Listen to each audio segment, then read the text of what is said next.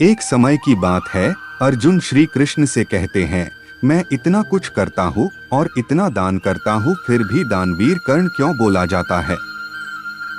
इस ब्रह्मांड में सबसे बड़ा दानवीर जो कर्ण है, और मुझे क्यों नहीं बोला जाता? अब कृष्ण इस बात पे मुस्कुरा जाते हैं। श्री कृष्ण अर्जुन को बोलते हैं, चलो मेरे साथ। वो अर्जुन को दूर एक जगह पर लेकर जाते हैं, जहां पर एक बहुत बड़ा पहाड़ होता है, और श्री कृष्ण जैसे ही वो पहाड़ को छूते हैं, पहाड़ पूरे का पूरा सोने का बन जाता है, और वो अर्जुन को बोलते हैं कि ये पहाड़ मैं तुम्हें देता हूँ और इस सोने को तुम लोगों के बीच बांट दो।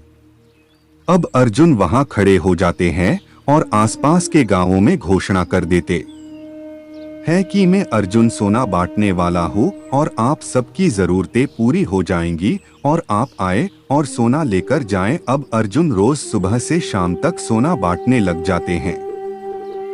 अर्जुन रोज सोना बांट रहे होते हैं और लगातार सोना बांट रहे होते हैं, तो अर्जुन थक जाते हैं और थक जाने के बाद अर्जुन बोलते हैं, मैं इतना सोना दे रहा हूँ। अब जिस व्यक्ति की जितनी जरूरत होती है वह उतना सोना लेकर जाता है।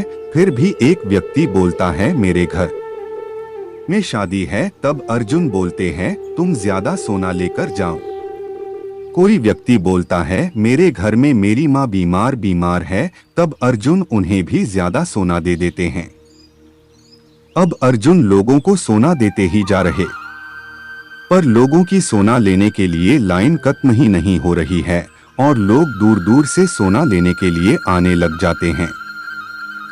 अब अर्जुन पूरी तरह थक जाते हैं और श्री कृष्ण को बोलते हैं कि मैं लोगों को सोना देते जा रहा हूँ और लोग तो समाप्त ही नहीं हो रहे हैं। तभी श्री कृष्ण अब कर्ण को बुलाते हैं और कर्ण को बोलते, ये सोने का पहाड़ मैं तुम्हें देता हूँ, इसे लोगों के बीच में बांट दो। और कर्ण कहते हैं, ठीक है, आप जैसा कहे। अब कर्ण वहां खड़े हो जाते हैं।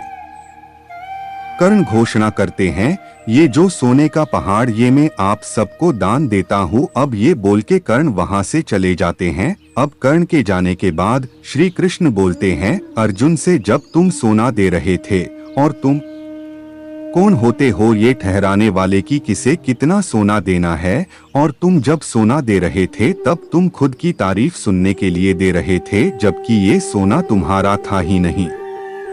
जब कर्ण आया और उन्होंने सिर्फ लोगों में घोषणा कर दी, सब सोना ले लो, ये फर्क है तुम में और कर्ण में, और इसीलिए कर्ण को दानवीर कहा जाता है।